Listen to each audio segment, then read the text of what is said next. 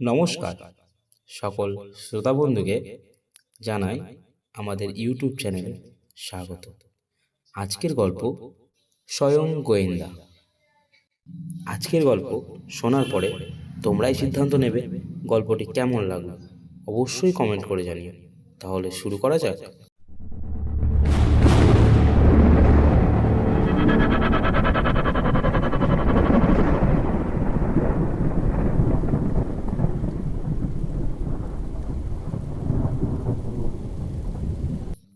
এমন বিপদে কখনো পড়েনি দীপক। ভাবেওনি যে তাকে এহেন সমস্যার মুখোমুখি হতে হবে কোনোদিন। আর এটা কি শুধুই বিপদ, শুধুই সমস্যা? না, দীপকের তো এমন মনে হচ্ছে না। সে এক এক সময় ভেবেছে এটা বড় রকমের ধাঁধা। ছেলেবেলায় কত ধাঁধা সমাধান করেছে, আর এখন এই বয়সে তার নিজের জীবনের একটা ধাঁধা হতে পারে কঠিন ধাঁধা সমাধান করতে পারবে না। ধাঁধাটা অবশ্য জ্যাঠামশাই তার জন্য রেখে গেছে, আর তাই এটাকে চ্যালেঞ্জ হিসাবে নিয়েছে দীপক। না নিয়ে উপায়ও নেই, কারণ জ্যাঠামশাই তার বুদ্ধিবৃত্তির প্রতি সরাসরি কটাক্ষ করেছে। অথচ দীপক নিজেকে বুদ্ধিমান বলেই মনে করে।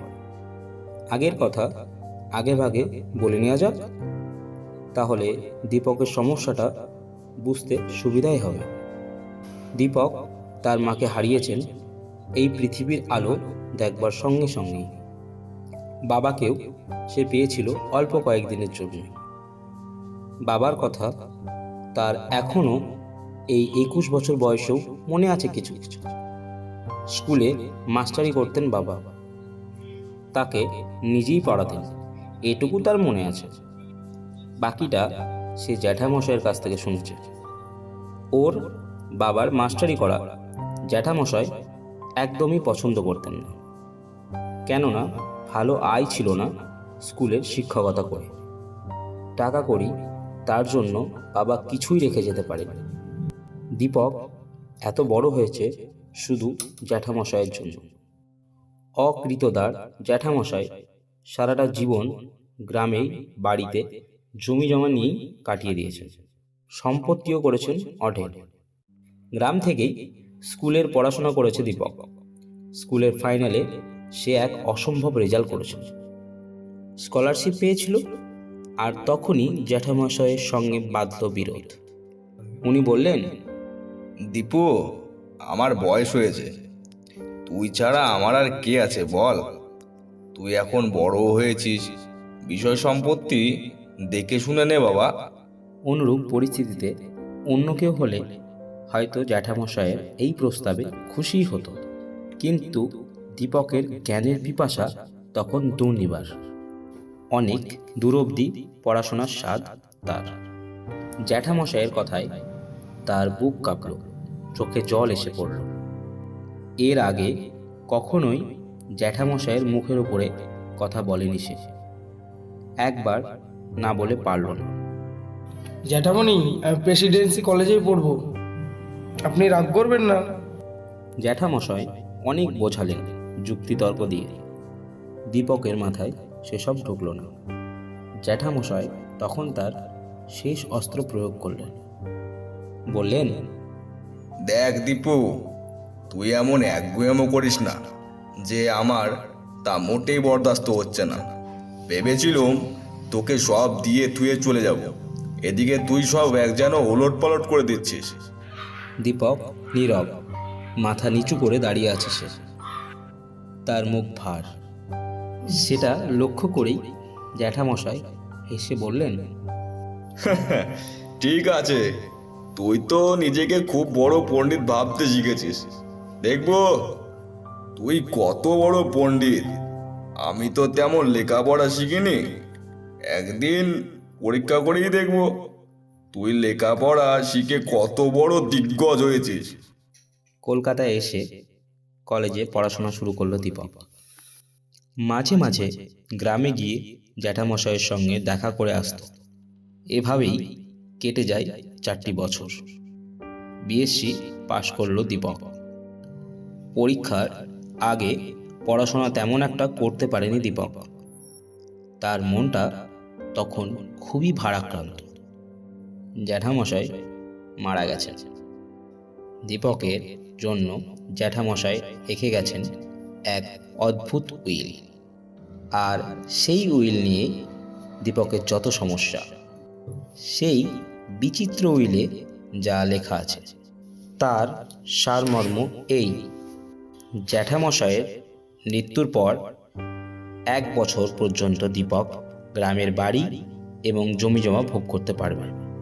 কিন্তু এই 1 বছরের মধ্যে দীপককে প্রমাণ করতে হবে সে যে জ্যাঠামশাইয়ের চেয়ে বুদ্ধিমান। যদি না করে হয় তাহলে জ্যাঠামশাইয়ের সব সম্পত্তি এক অনাথ আশ্রমে চলে যাবে। ছাপানো উইলের ফর্মে জ্যাঠামশাই কথাগুলো লিখেছিলেন আর তাতে সই করেছিলেন তিনি নিজেই। আর সরকারবাবু ও তার স্ত্রী সাক্ষী হিসাবে নিজের নাম সই করেছেন। বেলা 10:30 নাগাদ সই করা হয়েছে। তারিখ দেওয়া আছে বছর 2 আগেকার মার্চ মাসের 19 তারিখ। উইলে কোনো উকিলের সই নেই এবং সাক্ষী হয়েছেন সরকারবাবু আর তার স্ত্রী। তাহলে উইলটা ঘরেই সই করা হয়েছে। আর যখন চ্যালেঞ্জ করেছে তখন নিখাত দ্বিতীয় উইল তৈরি করে রেখেছেন জ্যাঠামণি। আর সেটাই খুঁজে বের করা হবে দীপকের প্রধান কাজ। আর তার জন্য তাকে যেতে হবে গ্রামের বাড়িতে। দীপক পরের দিন সকালবেলায় গ্রামের বাড়িতে গেল। সরকারবাবু আর তার স্ত্রী দুজনেই তাকে খুব খাতির করে ভিতরে নিয়ে গেলেন। বৈঠকখানার ঘরে চাবি খুলে বসতে দিলেন তাকে। চা জলখাবার দিয়ে সরকারবাবু স্ত্রী চলে গেলেন। সরকারবাবু 2-4 কথা বলার পর চলে গেলেন নিজের কাজে। ঘরের দরজা বন্ধ করে দিল দীপক। মনে মনে সে বলে, এই সেই ঘর যেখানে সব রহস্য সমাধান হতে পারে। নতুন দৃষ্টিতে ঘরটাকে সে দেখতে থাকে। ঘরের এক পাশে একটা ইজি চেয়ার, অন্যদিকে রয়েছে একটি টেবিল আর চেয়ার। দেওয়াল ঘেঁষে রয়েছে লোহার সিন্দুক। আর একদিকে দেওয়ালে রয়েছে একটি লোহার র্যাক। নানা দরকারি কাগজপত্র রয়েছে তাতে। আর রয়েছে এক গুচ্ছ চাবি। প্রত্যেকটি চাবির রিংয়ে লেখা আছে কোনটা কোথাকার চাবি। টেবিলের সঙ্গে একটি চাবির রিং লাগানো, কিন্তু সেই রিংয়ে যেটা জড়ানো রয়েছে সেটাই আর কিছুই নয়, একখণ্ড আধ ময়লা দোমড়ানো পুরো কাগজ। কাগজটায় কী সব রয়েছে না? হ্যাঁ, এই তো বেশ পড়া যাচ্ছে। উপরের দরজার চাবি, হাতের লেখাটা কেমন যেন আঁকা বাঁকা। এটা জ্যাঠামশাই লেখা তো। বিকেলে সরকারবাবু আর তার স্ত্রী এলেন দীপকের কাছে। সরকারবাবু বললেন, বাবু যে কেন এমন উইল করেছিলেন সে তো আমি জানি না। মনে হয় তুমি লেখাপড়া করতে গিয়েছিলে বলে বাবু এত রাগ হয়েছিল। তুমি এখন কি জানতে চাও বলো? তোমার যাতে ভালো হয়, মঙ্গল হয়, আমি নিশ্চয়ই তা সাধ্যমতো করব। উইলের ফর্ম কি আপনি কিনেছিলেন? দীপকের প্রশ্নের উত্তরে সরকারবাবু জানালেন যে উইল তৈরির আগের দিন তিনি 2টো ছাপানো উইলের ফর্ম কিনে এনেছিলেন। 2টো? আপনার ঠিক মনে আছে তো? দীপক একটু যেন উল্লাসিত হলো। হ্যাঁ, 2টো। যদি একটা নষ্ট হয় সেই জন্যই বোধহয় বাবু 2টো কিনে আনিয়েছিলেন। আমরা দুজনেই সই করেছিলাম তাতে। কটার সময় সই করেছিলেন? দীপকের প্রশ্ন। সরকারবাবু খানিক মাথা চুলকাতে চুলকাতে বললেন, সেটা তো মনে হয় সকাল। উত্তর দিলেন এবার সরকারের গিন্নি। সকাল 10:30 নাগাদ। এই সময় ওকে আমি ফর্ম দিয়েছিলাম, তোমার মনে নেই? হ্যাঁ হ্যাঁ, এবার মনে পড়েছে। সরকারবাবু ঘাড় নাড়লেন। তারপর দীপক আরও জানতে চাইলেন। আবার ঘন্টা 2 পরে উনি ডেকে পাঠালেন আমাদের। সরকারবাবুর বিবৃতি বললেন যে ওনার ভুল হয়েছিল, তাই উইলটা ছিঁড়ে ফেলেছেন। নতুন উইল তৈরি করেছেন, আমাদের আবার সই করতে হবে। আমরা তাতেই সই করেছি। বাবু অবশ্য আমাদের বলেছিলেন যে উইলে তিনি আমাদের কিছু রেখে যাননি, তবে বেঁচে থাকতেই তিনি আমাদের জন্য অনেক কিছু করেছেন।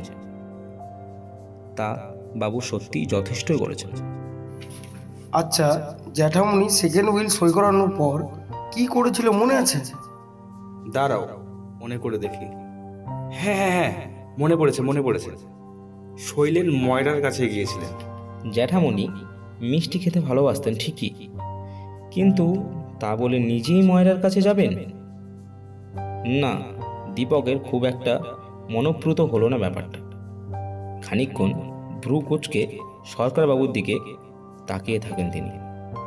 দীপক চাবির রিংটা তুলে ধরে তার উপরকার কাগজটা আঙুল দেখিয়ে বলল, এটা কার হাতের লেখা? কেন, আমাদের বাবুরই। সরকারবাবু উত্তর দিলেন। এই উত্তর কিন্তু দীপকের মনে ধরল না। তার মনে হলো সরকারবাবু যেন সত্যি বলছেন না, কিন্তু মিথ্যেই বা বলবে কেন? ওর কি স্বার্থ? আচ্ছা কাকা, এর মধ্যে মানে উইল সই করার পর এই বাড়িতে কেউ কি এসেছিল? আর কি এই ঘরে ঢুকেছিল? একটু ভেবে সরকারবাবু উত্তর দিলেন। কই, না তো। বলছো কি গো? সরকারবাবুর গিন্নি বলে উঠলেন। মনে নেই রাজমিস্ত্রিরা ওই ঘরে ঢুকে কত কাজ করেছিল? হ্যাঁ হ্যাঁ, ঠিকই বলেছ। সরকারবাবু তৎক্ষণাৎ ব্যাপারটা মেনে নিলেন। তবে কি কাজ যে করেছিল তারা, আমি বাবু জানি না। বাবুকে জিজ্ঞাসা করতেই বলেছিলেন, এইসব তোমার জেনে কোনো কাজই নেই। মিস্ত্রিরা ঘরের দরজা জানালা বন্ধ করে কাজ করত, আর আমি ওদের কিছুই জিজ্ঞাসা করিনি। এতক্ষণে দীপক যেন একটু আশার আলো দেখতে পেল। জ্যাঠামণি তাহলে ওই রাজমিস্ত্রিদের সাহায্যে দ্বিতীয় উইলটা লুকিয়ে রেখেছেন। কোথায়? গুপ্তস্থানে? এ তো রীতিমতো নাটক নোবেলের ব্যাপারটা। চেয়ার ছেড়ে উঠে দাঁড়ালো দীপক। বললে, বলছি কাকু, একবার সেই মিস্ত্রির কাছে আমাকে নিয়ে যাবে? কিন্তু ওরা কি বলবে? তার বাবু বললেন। দীপক কিন্তু নাছোড়বান্দা। বললেন, চলুন না, একবার শেষ চেষ্টা করেই দেখি। কি আর করা যাবে, চলুন। অগত্যা দীপককে নিয়ে সরকারবাবু গেলেন মিস্ত্রিদের কাছে। মিস্ত্রিরা তখন আরামে বিড়ি টানছিল। সরকারবাবুকে দেখে বিড়ি ফেলে উঠে দাঁড়ালো। যে দুজন মিস্ত্রি কাজ করেছিল, সরকারবাবু তাদের আড়ালে ডেকে নিয়ে গিয়ে দীপকের সঙ্গে পরিচয় করিয়ে দিলেন। মিস্ত্রি দুজনে তাকে নমস্কার করলেন। তোমরা আমাদের বাড়িতে কি কাজ করেছিলে? দীপকের প্রথম প্রশ্ন। মিস্ত্রি দুজনে একে অন্যের মুখের দিকে তাকিয়ে থাকল। তারপর একজন বলল, সে কথা বলতে পারবো না বাবু, বড়বাবু আমাদেরকে বলতে মানা করে গিয়েছেন। দীপক তাদের অভয় দিল। বড়বাবু তো এখন নেই, তোমরা নির্ভয় কথা আমাকে বলতে পারো। তা কি করা হয় বাবু? সরকারবাবু এবার না বলে পারলেন না। বল না তোরা, ভয় কিসের? অবশেষে অনেক অনুনয় বিনয়ের পর মিস্ত্রি দুজন যা জানালেন তা সারমর্ম এই। ওরা দুজনে লোহার সিন্দুকের পেছনের দেওয়াল থেকে একটা ইট সরিয়ে একটা জায়গায় তৈরি করেছিলেন। তারপর ইটটা এমনভাবে আবার রেখেছিলেন যে সেটা বাইরে থেকে দেখলে বোঝার কোনো উপায় নেই। মাঝখানে একটা ইটের ওপরে ছাপ দিলে সমস্ত জিনিসটাই উঠে আসবে। বড়বাবু নিজে দাঁড়িয়ে থেকেই সব করিয়েছিলেন। দীপক যখন আবার ঘরে ফিরে এলো, তখন তার মন ফুর্তিতে ডগমগ। জ্যাঠামণি এত সহজে তাকে জব্দ করতে চেয়েছিলেন? আশ্চর্য! জ্যাঠামণি কি বুঝতে পারেননি এটা সে অনায়াসেই বার করে ফেলবে? আপন মনে কথাগুলি আবৃত্তি করতে করতে দীপক কুলুঙ্গির মাঝখানে ইটে চাপ দিল। সঙ্গে সঙ্গে সব জিনিসটাই উঠে গিয়ে বেরিয়ে পড়ল শূন্য অংশ। পরম আগ্রহে হাত বাড়ালো দীপক। কিন্তু এ কি? এ যে পোড়া কাগজের টুকরো। তবে তার আগেই কি কেউ এসে গেছে আর উইলটা পুড়িয়ে চলে গেছে? এটা যে উইলের পোড়া অংশ তাতে কোনো সন্দেহ নেই, কেননা এতে সরকারবাবু সই করা অংশটুকু এখনো অক্ষত আছে। কিন্তু কে এমন করল? সরকারবাবু? কিন্তু ওর তো কোনো স্বার্থ নেই। তাহলে কি জ্যাঠামণি নিজেই উইলটা নষ্ট করে দীপককে পথে বসিয়ে গেলেন? দীপক হেরে গেলেন জ্যাঠামশাইয়ের কাছে? বিষণ্ণ মুখে দীপক বিকেলের ট্রেনে চেপে বসল। সরকারবাবু ওকে বিদায় জানাতে স্টেশনে পর্যন্ত এসেছিলেন। উনি চোখে জল ফেললেন। এ হেন পরাজয়কে কিছুতেই সহজে মেনে নিতে পারছে না দীপক। জ্যাঠামণি তাকে স্নেহ করতেন, আর সেই জ্যাঠামণি কি তাকে এমনভাবে ভাতে মারলেন? কোথায় যেন ঠিক মিলছে না। বেসুরো লাগছে। মনে মনে সমস্ত ব্যাপারটা পর্যালোচনা করতে করতে সহস্র লাফিয়ে উঠল দীপক। ট্রেনটা তখন সজোরে ছুটে চলেছে। পরের স্টেশন আসতে কমপক্ষে 10 মিনিট। কিন্তু এত ধৈর্য ধরা দীপকের পক্ষে অসহ্য মনে হচ্ছে। পারলে সে তখনই ট্রেন থেকে ঝাঁপ দিয়ে পড়ে। সিটে বসে না সে, সুটকে সাথে দাঁড়িয়ে থাকে। সে তখন ভাবছে, ইস, আমি কি বোকা, আমি কি একটা গর্দ। পরের স্টেশন আসতেই ট্রেন থেকে নেমে পড়ে কি মরি। তখন ছুটতে লাগলো দীপক। বাড়ি পৌঁছে দরজার কড়া নাড়াতেই স্বয়ং সরকারবাবু দরজা খুলে দিল। দীপককে দেখে অবাক হয়ে বলল, এ কি তুমি? হ্যাঁ আমি, তাড়াতাড়ি চাবিটা দিন। দীপকের তখন বেশি কথা বলার সময় নেই। বৈঠকখানার দরজা খুলেই দীপক ছোটে টেবিলের দিকে। উপরে দেরাজের চাবি লেখা কাগজটি খুলে নিল চাবির রিং থেকে। মনোযোগ দিয়ে দেখলে বোঝা যায় এটা একটি খাম। দীপক ভাবল, ও যা ভেবে এত দূর ছুটে এসেছে তা শেষ পর্যন্ত সত্যি হবে না। ছুরি দিয়ে খুব সাবধানে খামটা খুলতে শুরু করলো সে। খামটা থেকে বেরিয়ে আসে একটা ছাপানো উইলের ফর্ম। কিন্তু ওটা এত সাদা কেন? তবে কি আবার ওকে বোকা বানানো হলো? সরকারবাবু এক দৃষ্টে তাকিয়ে আছেন দীপকের দিকে। দীপক ভাবছে, এতে কিছু লেখা নেই কেন? সহসা দীপকের মাথায় বিদ্যুৎ খেলে গেল। সে বলল, সরকার কাকা, লাইটারটা দেবেন একবার। লাইটারটা জ্বালিয়ে কাগজের তলায় ধরল দীপক। অবাক কাণ্ড, ধীরে ধীরে তাতে লেখা ফুটে উঠতে শুরু করলো। ইয়েস ইয়েস, পেয়েছি, তবে পেয়েছি। বলে কাগজটা সরকারবাবুর হাতে তুলে দিলেন দীপক। উনি পড়লেন, আমার সমস্ত সম্পত্তি দীপক রুদ্রকে দিয়ে গেলাম। জ্যাঠামশায়ের সই ছাড়াও শৈলেন মায়রার সই রয়েছে উইলে। আরও একজনের নাম রয়েছে সাক্ষী হিসেবে। দীপক বলল, কাকা, এই ইনভিজিবল ইঙ্ক দিয়ে লেখা, এতে কোনো দোষ নেই তো? না না, সরকারবাবু ঘাড় নেড়ে জানালেন। আমি তো এতে কোনো দোষের কিছুই দেখতে পাচ্ছি না। দীপক উদ্দীপ্ত হয়ে বলল, তাহলে দেখুন জ্যাঠামণি কেমন সব দিক বেঁধে কাজে নেমেছিলেন। আপনাদেরকে দিয়ে শুধু শুধু একই উইলে দুবার সই করিয়েছিলেন। তারপর আর একটা উইল নিজে সই করে ওই অদৃশ্য কালি দিয়ে শৈলেন ময়রার আর অন্য একজন দিয়ে সই করিয়েছিলেন নিজের নামের তলায়। মানে আমায় ভালো রকম বোকা বানাতে চেয়েছিলেন, কিন্তু বোধহয় ভুলে গিয়েছিলেন আমি বিজ্ঞানের ছাত্র, তাই না সরকার কাকা? তাহলে শ্রোতা বন্ধুরা দেখলে কেমন তীক্ষ্ণ বুদ্ধি দিয়ে তার জ্যাঠামশায়ের এই অভেদ্য উইলটি বের করে ফেলল দীপক। আজকের গল্প এখানেই। কালকে আবার দেখা হবে নতুন গল্প নিয়ে।